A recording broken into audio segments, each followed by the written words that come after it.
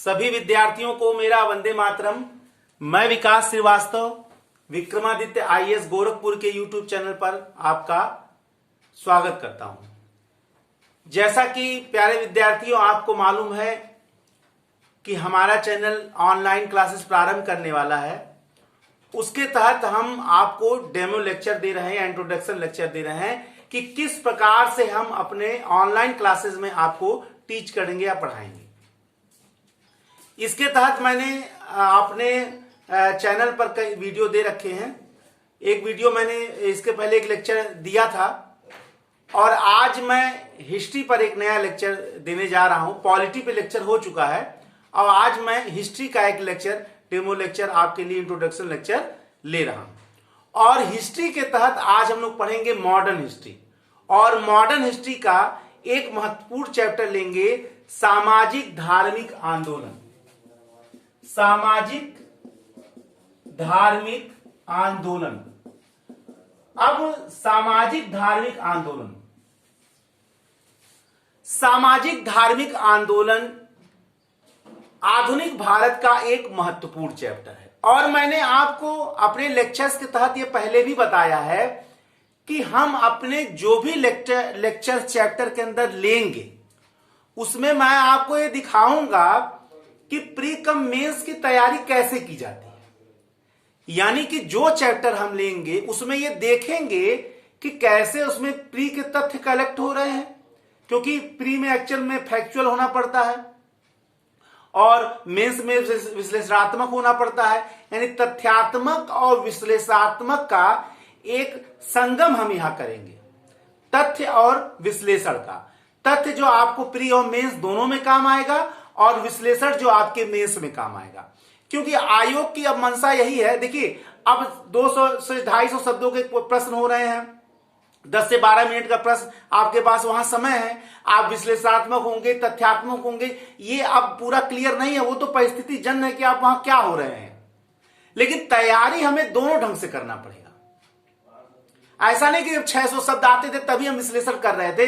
अगर हमारे पास क्षमता है, रिटन स्किल है, तो हम वहां 250 शब्दों में भी विश्लेषण कर सकते हैं। एग्जामिनर को अपने गहन अध्ययन की छाप या प्रतिबिंब हम वहां जरूर दिखा सकते हैं। तो आज मैं सामाजिक धार्मिक आंदोलन के तहत आपको दिखाऊंगा कि कैसे हमें तथ्यात्मक और विश्लेषणात्मक दोनों होना है, कैसे हम दोनों हो सकते हैं। तो हम प्रारंभ करते हैं सामाजिक धार्मिक आंदोलन। अब प्रश्न यह उठता है कि सामाजिक धार्मिक आंदोलन क्या था? क्या यह भारत में कोई नई चीज था? क्या यह पुनर्जागरण था जैसा यूरोप में पुनर्जागरण चल रहा है? असल में देखिए, सामाजिक धार्मिक आंदोलन आधुनिक भारत का आप कह सकते हैं सबसे महत्वपूर्ण चैप्टर है, जो जीएस हिस्ट्री के क्लासेस में तो आता ही आता है। अगर ऑप्शनल हिस्ट्री लिया जाए तो वहां भी एक महत्वपूर्ण क्लास है। और भारत की कोई भी परीक्षा हो, इसमें प्री से बहुत सारे प्रश्न आते प्री में, और मेंस का तो सबसे महत्वपूर्ण टॉपिक है। आधुनिक भारत में सामाजिक धार्मिक आंदोलन क्या था? क्या भारत में होने वाला यह पहला आंदोलन था? क्या इसके पहले भी भारत में आंदोलन हो चुके थे? अब सामाजिक धार्मिक आंदोलन के तहत ज्यादा आपके पूछा था ब्रह्म समाज की स्थापना किसने की थी, किस सन में की थी? ब्रह्म समाज के राजा राम मोहन राय को राजा की उपाधि किसने दी थी? राय राया की उपाधि किसने दी थी? फिर इसके बाद आर्य समाज की स्थापना किसने किया था? दयानंद सरस्वती के गुरु का नाम क्या था? या शुद्धि आंदोलन किसने चलाया था? या भारत में चलने वाले बहावी आंदोलन का संस्थापक कौन था? या भारत में चलने वाले अलीगढ़ आंदोलन का उद्देश्य क्या था? या भारत में सिख आंदोलन के क्या क्या उद्देश्य थे? या किस किस रूप में सिख आंदोलन भारत में निरंकारी आंदोलन या बहुत सारे आंदोलन के रूप में चला? गुरुद्वारों के भ्रष्ट महंतों के खिलाफ जो आंदोलन चलाया गया वो क्या था, उसका उद्देश्य क्या था? तो प्री के क्षेत्र में बहुत सारे प्रश्न पूछ सकते हैं। मेंस के क्षेत्र में सपोज करिए आप सामाजिक धार्मिक आंदोलन की विशेषताओं की तैयारी कर रहे हैं और एग्जाम में पूछ दिया सामाजिक धार्मिक आंदोलन का स्वरूप क्या था। अब आप तैयारी विशेषताओं का कर, हालांकि दोनों मिक्स है बहुत, लेकिन स्वरूप पूछ रहा है। आप सामाजिक धार्मिक आंदोलन के स्वरूप की तैयारी कर रहे हैं, एग्जाम में पूछ दिया सामाजिक धार्मिक आंदोलन के प्रभाव क्या क्या थे। अब आप सामाजिक धार्मिक आंदोलन के प्रभाव की तैयारी कर रहे हैं, एग्जाम में पूछ रहा है सामाजिक धार्मिक आंदोलन की सीमाएं क्या थी, what is limitation of social religious movement, इसका क्या सीमाएं थी, यह कहां तक सफल था। क्या सामाजिक धार्मिक आंदोलन भारत में अपने उद्देश्यों को पाने में पूर्णतः सफल रहा। नारी मुक्ति आंदोलन में सामाजिक धार्मिक आंदोलन का क्या योगदान था। क्या यह नारी मुक्ति आंदोलन में अपने उद्देश्यों की पूर्ति में सक्षम हुआ, क्या यह संभव सफलता प्राप्त कर सका। क्या नारी मुक्ति आंदोलन में इसकी योगदान की समीक्षा कीजिए। अब समीक्षा जब बात आ गया, मूल्यांकन जब बात का आ गया, तो आपको पॉजिटिव और निगेटिव दोनों दिखाना है और ये 250 शब्द में करना है। अब आप तथ्यात्मक हो या विश्लेषणात्मक हो, ये आपको सोचना, वो मैं आपको बताऊंगा। अपने क्लासेस के तहत हम दोनों विधि को देखेंगे। ऐसा नहीं कि 200-250 शब्दों में हम विश्लेषण नहीं कर सकते हैं। आपको एग्जामिनर को यह दिखाना है कि भैया आप जो पूछ रहे हैं वो हमको मालूम है और मैं उसी को लिख रहा हूं जो आप पूछ रहे हैं। आपको अपने आंसर रिटर्न के दौरान हर जगह इस बात को एग्जामिनर को दिखाना है, क्योंकि आपका प्रतिनिधित्व तो आपका लेखन ही कर रहा है ना। तो लेखन अगर कर रहा है तो एग्जामिनर को आपको हमेशा दिखाना है, एग्जामिनर को हमेशा बताना है कि भैया जो आप पूछ रहे हैं मैं उसको बहुत अच्छी तरीके से जानता हूं और मैं आपको वही लिख के दिखा रहा हूं। ठीक है, तो आपको अपने इस अध्ययन के लेखन के दौरान या जो मैं आपको अध्ययन करा रहा हूं उसके दौरान आपको दोनों पॉइंट्स को देखने हैं। तो सामाजिक धार्मिक आंदोलन मैंने बताया कि आपको जो भी तैयारी करनी है, क्या है, कहां है, कैसे है, क्यों है, क्या उसका प्रभाव है, क्या उसकी सीमाएं हैं, क्या उसका मूल्यांकन है, क्या उसकी समीक्षा है। आप किसी चीज को संपूर्ण समग्र रूप से तैयार करिए, कोई चीज बाकी ना रह जाए। और एक बात हमेशा याद रखिए, एक सिविल सर्वेंट से आशा जरूर की जाती है कि वो मंडनात्मक तो हो, साथ में उसका नेचर खंडनात्मक भी हो, यानी वो पॉजिटिव के साथ निगेटिव भी देखे, समस्या का सरलीकरण ना करे। सरलीकरण का मतलब केवल अच्छाइयों को ना देखे, अगर उसकी कोई कमियां है, उसकी कोई सीमाएं हैं, उसकी कोई, आपको हर जगह ये तैयार होना चाहिए। सिविल सेवा की तैयारी के दौरान अगर आप सभी विषयों का सरलीकरण कर दे रहे हैं, केवल आप उसकी अच्छाइयों को देख रहे हैं, तो ये तैयारी नहीं है सही।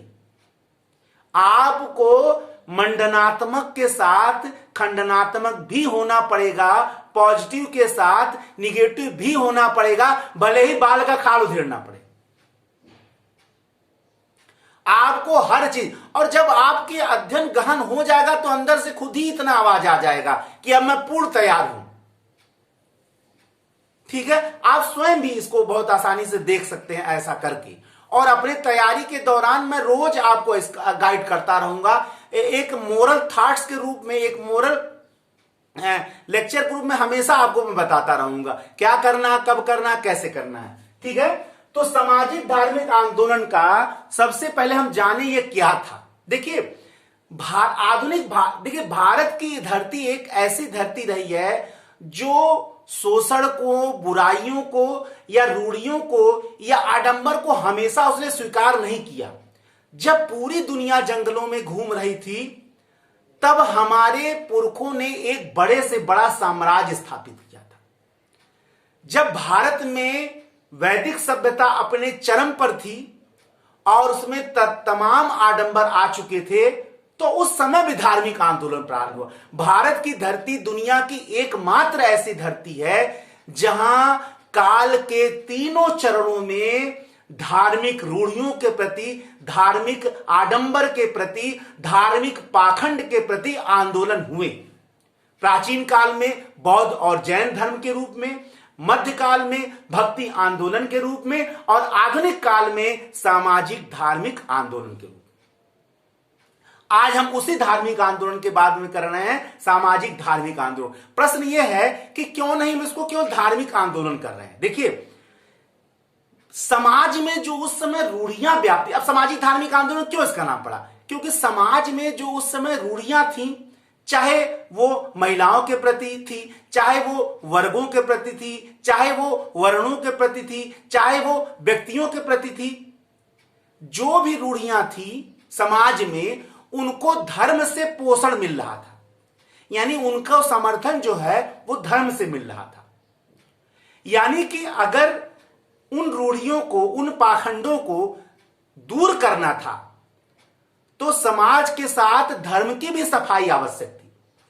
और ये वो रूढ़ियां नहीं थी जो सनातन धर्म में या हिंदू धर्म में या अन्य सारे धर्मों में मौजूद थी, बल्कि ये वे रूढ़ियां थी जो स्वार्थी तत्वों ने या धर्म के ठेकेदारों ने या समाज के ठेकेदारों ने अपने स्वार्थ की पूर्ति के लिए इन रूढ़ियों को जबरदस्ती धर्म और समाज में डाल दिया था। तो आंदोलन चूंकि समाज को लेते हुए धर्म को भी छू रहा था, समाज के साथ साथ धर्म की सेवाई कर रहा था, इसीलिए इसका नाम पड़ गया सामाजिक धार्मिक आंदोलन। सामाजिक धार्मिक आंदोलन का प्रभाव केवल समाज और धर्म पर नहीं पड़ रहा था, आर्थिक क्षेत्र में भी पड़ रहा था, राजनीतिक क्षेत्र में भी पड़ रहा था। इसी के साथ बहुत सारे आर्थिक आंदोलन शुरू हो गए, चाहे वो किसान के आंदोलन हो, चाहे वो वामपंथी आंदोलन हो। बहुत सारे राजनीतिक आंदोलन भी शुरू हो गए जिसमें धर्म और समाज दोनों सम्मिलित था। कोई भी ऐसा राजनीतिक आंदोलन नहीं था जिसमें सामाजिक तत्व या बहुत सारे धार्मिक तत्व सम्मिलित ना हो। बहुत सारे राजनीतिक आंदोलन का समर्थन जो है वो धर्म के आधार पर किया गया। तो सामाजिक धार्मिक आंदोलन नाम इसलिए पड़ा कि समाज की जो बुराइयां थी, समाज की जो रूढ़ियां थी, उसका समर्थन चूंकि धर्म कर रहा था, इसलिए दोनों के विरुद्ध एक बिगुल फूंका गया। इसीलिए यह सामाजिक धार्मिक आंदोलन कहलाया। अब सामाजिक धार्मिक आंदोलन को का जो पहली बार बिगुल फूंका वे थे राजा राममोहन राय। राजा राममोहन राय को भारत का प्रथम आधुनिक व्यक्ति कहा जाता है, भारतीय पुनर्जागरण का पिता भी कहा जाता है। एक बात यहां जरूर जानने की बात है कि जो पुनर्जागरण आंदोलन यूरोप में प्रारंभ हुआ, उसी को लेकर सामाजिक धार्मिक आंदोलन को भारत में पुनर्जागरण आंदोलन भी कहा जाता है। लेकिन यह बात सत्य नहीं है। क्यों नहीं सत्य है? क्योंकि continuity is main feature of Indian culture. सातत्य जो है, जो निरंतरता है, वो भारतीय संस्कृति का मुख्य विशेषता है, मुख्य लक्षण है। भारतीय संस्कृति यूरोप की संस्कृति की तरह सो नहीं गई थी कि वो पुनः जागेगी या पुनः जागरण होगा। भारत की संस्कृति हमेशा कंटिन्यू थी, हमेशा सातत्य, हमेशा निरंतरता इसकी प्रमुख विशेषता है और सबसे बड़ी विशेषता है। यह हमेशा जागृत थी। हां, सामाजिक धार्मिक आंदोलन एक सुधार के आंदोलन के रूप में चल सकता है, माना जा सकता है। पुनर्जागरण इसको पूर्ण रूप से नहीं कहा जा सकता जैसा यूरोप में था। लेकिन इसके बाद भी बहुत सारे राइटर्स, बहुत सारे थिंकर, बहुत सारे विद्वान इसको पुनर्जागरण आंदोलन के रूप में मानते। ठीक है ना? तो मुख्य प्रणेता थे राजा राममोहन राय, जिन्होंने 1828 में स्थापित अपने ब्रह्म सभा, जो बाद में ब्रह्म समाज कहलाया, उसके माध्यम से भारतीय समाज और धर्म में व्याप्त रूढ़ियों के प्रति उन्होंने आंदोलन प्रारंभ किया। और उन्होंने जितनी भी रूढ़ियां थी, चाहे वो जाति प्रथा हो, चाहे वो सती प्रथा हो, चाहे महिलाओं की निम्न स्थिति हो, इसके विरुद्ध उन्हें एक बड़ा बिगुल फूंका। और इस 1828 में स्थापित उनके ब्रह्म समाज ने, ब्रह्म सभा ने एक नए जागृति को भारतीय जनमानस में पैदा किया। और सती प्रथा के विरुद्ध तो उन्होंने एक बड़ा आंदोलन छेड़ दिया। और उनके सती प्रथा के विरुद्ध किए गए आंदोलन का परिणाम भी निकला और 1829 में सती निषेध अधिनियम भी पारित हुआ और सती प्रथा को अवैध घोषित कर दिया गया। यह उनका बहुत बड़ा योगदान था। ब्रह्म समाज के बाद बहुत सारे संगठन स्थापित हुए जिन्होंने भारतीय समाज और धर्म में व्याप्त धार्मिक रूढ़ियों या सामाजिक रूढ़ियों को समाप्त करने के लिए एक आंदोलन ही छोड़ दिया। चाहे उसके बाद प्रार्थना समाज कहिए, चाहे उसके बाद आर्य समाज कहिए, चाहे उसके बाद रामकृष्ण मिशन कहिए, उसकी तमाम संस्थाएं स्थापित हुई। इसी तरह मुसलमानों में भी, चाहे वो अहमदिया आंदोलन हो, चाहे वो अलीगढ़ आंदोलन हो, इन्होंने भी अपने क्षेत्र में व्याप्त बुराइयों को दूर करने के लिए बिगुल फूका। इसी तरह सिखों में भी जो गुरुद्वारों पर भ्रष्ट महंतों या उनके द्वारा व्याप्त रूढ़ियों के विरुद्ध भी आंदोलन प्रारंभ किया गया। यानी सामाजिक धार्मिक आंदोलन धीरे धीरे एक सर्वव्यापी हो गया और समाज के और धर्म के हर धर्म के क्षेत्रों को उसने स्पर्श करने का प्रयत्न किया। अब प्रश्न यहां उठता है कि सामाजिक धार्मिक आंदोलन का स्वरूप क्या था, या अपने स्वरूप में किस प्रकार था? क्या यह क्रांतिकारी था? क्या यह सुधारवादी था? क्या यह नारी केंद्रित था? क्या यह जाति प्रथा पर केंद्रित था? क्या यह मात्र मध्यम वर्गीय था? क्या यह किसानों और गरीबों के विरुद्ध पर केंद्रित था? स्वरूप में हम इन्हीं चीजों का अध्ययन करेंगे और देखेंगे कि क्या सामाजिक धार्मिक आंदोलन क्या इन चीजों को स्पर्श कर रहा था। देखिए, सामाजिक धार्मिक आंदोलन के उदय के पहले हम कारण जरा देख लें कि क्यों ये उदित हुआ। सामाजिक धार्मिक आंदोलन के स्वरूप जानने से पहले हम जान लें ये उदित कैसे हुआ। तो सबसे पहले उदय के कारण जरा देख लें। देखिए, हमने आपको बताया कि भारत की धरती एकमात्र ऐसी धरती रही जहां रूढ़ियों के प्रति, आडंबर के प्रति प्राचीन काल से ही आंदोलन चल रहा था। तो उदय के कारण जनरली लोग पाश्चात्य दर्शन में, पाश्चात्य शिक्षा में, पाश्चात्य ज्ञान में, पाश्चात्य विज्ञान में, पाश्चात्य सभ्यता में ढूंढते हैं। तो हम भी यहां उसको देखेंगे, लेकिन एक बात आपको हमेशा याद रखना पड़ेगा कि भारत की सस्य श्यामला भूमि कभी भी रूढ़ियों और आडंबर को बहुत लंबे समय तक स्वीकार नहीं कर सकती है। यही कारण है कि इतिहास के तीनों चरणों में उसने रूढ़ियों के विरुद्ध कोई ना कोई ऐसा जननायक जरूर पैदा हुआ जिसने विरुद्ध विद्रोह किया या आंदोलन किया। भले आधुनिक भारत में राजा राम मोहन राय थे, लेकिन मध्यकाल में भक्ति आंदोलन प्रारंभ हुआ। जो भक्ति में, जो धर्म में रूढ़ियां व्याप्त थी, ईश्वर और मानव के बीच जो मीडिएटर दल था उसको हटाकर भक्ति आंदोलन प्रारंभ हुआ। वैदिक कर्मकांड, वैदिक आडंबर जब चरम पर पहुंच गए थे, लोग त्राही त्राही कर रहे थे, तो महात्मा बुद्ध और महावीर स्वामी का जन्म हुआ। उन्होंने बिगुल फेंक दिया, बहुत बड़ी जनता बौद्ध हो गई। तो जो उदय के मूल कारण थे, सबसे पहले मैं देखिए पाश्चात्य सभ्यता का प्रभाव, क्योंकि पाश्चात्य सभ्यता में उस समय उदारता का, विवेक का, ज्ञान विज्ञान का प्रभाव पड़ रहा था। भारतीयों में बहुत सारे लोग शिक्षित हुए, पाश्चात्य सभ्यता का उनको ज्ञान हुआ। पाश्चात्य मानवतावाद, पाश्चात्य समता का सिद्धांत, स्वतंत्रता के सिद्धांत, ऐसा नहीं भारत में सब नहीं था, लेकिन धर्म के रूढ़ियों में थोड़े छिप गया था वो।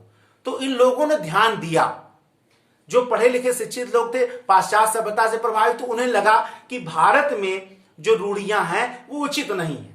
तो पाश्चात्य सभ्यता के प्रभाव में, फिर आधुनिक शिक्षा, ज्ञान विज्ञान के प्रभाव में, आधुनिक शिक्षा ने भी भारत में सामाजिक धार्मिक आंदोलन में प्रमुख योगदान दिया, क्योंकि आधुनिक शिक्षा ज्ञान विज्ञान पर आधारित था, उसके अंदर बहुत सारी धार्मिक रूढ़ियां नहीं थी। आधुनिक शिक्षा ने आधुनिक शिक्षित लोगों के जो विवेक शक्ति है, जो वैज्ञानिक दृष्टिकोण है, उसको खोल दिया और अब सामाजिक चीजों को धर्म के चश्मे से नहीं देखा गया, विवेक के चश्मे से देखा गया, वैज्ञानिक दृष्टिकोण से देखा गया, और लगा कि जो विद्यमान बुराइयां हैं, जो विद्यमान रूढ़ियां हैं, वो उचित नहीं है। तो सबसे बड़ा जो योगदान था वो पाश्चात्य शिक्षा का रहेगा, पाश्चात्य मानवतावाद, पाश्चात्य वैज्ञानिक दृष्टिकोण। फिर ईसाई मिशनरियों का प्रभाव। ईसाई मिशनरियों का प्रभाव सामाजिक धार्मिक आंदोलन को, देखिए बहुत ज्यादा विस्तार से तो नहीं हो पाएगा। जब हम लोग क्लास लेंगे और हम लोग के 1-1.5 घंटा के क्लास होंगे, तो उस समय मैं बहुत विस्तार से बताऊंगा। अब 20 साल के अनुभव के लिए 40 मिनट का लेक्चर या 1 घंटे का लेक्चर पर्याप्त तो संभव हो ही नहीं सकता। 20 साल का अनुभव बताने में हमें बहुत समय लग जाएगा, ठीक है ना। तो जब विस्तार से क्लास लिया जाएगा तो मैं विस्तार से वहां यहां भी मैं कोशिश कर रहा हूं कि ज्यादा से ज्यादा चीजें आपको बताऊं, लेकिन आप इस वीडियो लेक्चर के लिमिटेशन को जरूर समझ सकते हैं, ठीक है ना। इसलिए मैं बहुत ज्यादा व्याख्यात्मक नहीं हो पा रहा हूं जितना मैं करता हूं अपने क्लास में, ठीक है ना। ठीक है, तो ईसाई मिशनरियों का प्रभाव भी सामाजिक धार्मिक आंदोलन को पैदा करने में बहुत महत्वपूर्ण योगदान रहा। क्यों रहा? क्योंकि ईसाई मिशनरियां जो हैं वो भारत में ईसाईकरण कर रही थी और ऐसे क्षेत्र में ईसाईकरण ज्यादा कर रही थी जहां शिक्षा का अभाव था या जो केंद्रीय धारा से बहुत दूर की सा, जैसे भारत का पूर्वोत्तर इलाका। तो हमारे पढ़े लिखे ज्ञानी लोगों को यह लगा कि इसका मूल कारण है जो ईसाईकरण कर रहे हैं, धर्म में व्याप्त रूढ़ियां, धर्म में व्याप्त असमानता, धर्म में प्राप्त अशिक्षा। क्योंकि अशिक्षित लोग, कम पढ़े लिखे लोग, गरीब लोग ज्यादा ईसाई मिशनरियों के शिकार हो रहे हैं। तो उन्हें यह लगा कि समाज और धर्म में जो बुराइयां व्याप्त हैं वो इनको प्राणवायु या ऑक्सीजन दे रहा है ईसाई मिशनरियों को। तो सबसे पहले इनको खत्म किया जाए ताकि ये लोग जो पिछड़े हैं, जो गरीब हैं, जो समाज से दूर रह रहे हैं, वो कम से कम मुख्य धारा में तो आ जाएंगे और ईसाई मिशनरियों का काम तमाम हो जाएगा। यही कारण है कि ईसाई मिशनरियों के प्रभाव ने भी सामाजिक धार्मिक आंदोलन को पैदा करने में महत्वपूर्ण योगदान दिया। इसके अलावा वर्षों की गुलामी ने हम भारतीयों में आत्मसम्मान या आत्मगौरव की भावना कहीं ना कहीं कम कर जरूर कर दी थी। भारतीयों को लगा कि भारत अब मात्र एक गुलामी के लायक ही है। हम लोग अपने महानतम संस्कृति को, हम अपने एक बड़ी संस्कृति को हम भूलते जा रहे थे, एक प्राचीनतम संस्कृति को भूलते जा रहे थे। वह भारत जो विश्व गुरु की संकल्पना को लेकर पूरे दुनिया में चला था, जो विश्व गुरु कहलाता था, जो सोने की चिड़िया कहलाता था, गुलामी के बेड़ियों ने हमारी इस भावना को कम कर रखा था। लेकिन जब भारतीयों ने यह देखा कि कुछ विदेशी तत्व या कुछ विदेशी विचारक भारतीय संस्कृति को दुनिया का सबसे बड़ा संस्कृति, दुनिया का सबसे महान संस्कृति कह रहे हैं, जैसे विलियम जोन्स, जैसे मैक्स मूलर। बहुत कम लोग ये जानते हैं कि मैक्स मूलर भारतीय संस्कृति से इतना प्रभावित थे कि ये दुनिया की सबसे महान संस्कृति, सबसे महान आध्यात्मिक शक्ति भारत को मानते थे। मैक्स मूलर भारत के शास्त्रों से या भारत के दर्शन से इतना प्रभावित थे कि उन्होंने अपना नाम मोक्ष मूलर कर दिया। भारतीय दर्शन से इतना प्रभावित थे, भारतीय उपनिषद से वो इतना प्रभावित थे कि इन्होंने अपना नाम मोक्ष मूलर रख दिया, क्योंकि मोक्ष की संकल्पना उपनिषद में आई है। पहली बार आत्मा का परमात्मा से मिलन, और इस मोक्ष की संकल्पना से वो इतना प्रभावित थे मैक्स मूलर कि उन्होंने अपना नाम मोक्ष मूलर कर दिया।